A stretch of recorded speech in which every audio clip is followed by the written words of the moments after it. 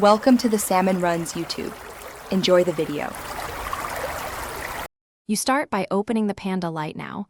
Remove the 4 visible screws and lift the housing gently. Use a plastic tray to organize screws so you don't lose orientation. Next, detach the battery connector with a spudger to prevent shorts. Keep contacts clean. Inspect the PCB and LED array for burnt traces, lifted pads, or corrosion. These are the likely failure points.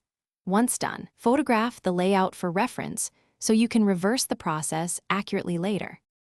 You now assess components. Probe LED strings, fuses, and traces with a multimeter. Check for open circuits and shorted LEDs.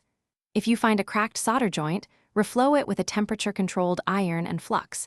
If a single LED or a small 0603 resistor is dead, replace it with identical specs. Once you've made repairs, bench test the LEDs with a 3.5-volt supply and current limit. This verifies the fix before you reassemble and avoids repeated disassembly. You finish by reconnecting the battery and carefully seating the housing, aligning clips and gaskets so seals are intact. Tighten the screws evenly to avoid warping. Do not over-tighten. Power the unit and observe brightness, color uniformity, and any abnormal heating for several minutes. If the light still fails or dims under load, suspect the driver IC or a thermal protection issue. Replace the driver module or review the schematic. Troubleshooting tip: if intermittent, wiggle connectors while powered to spot cold joints.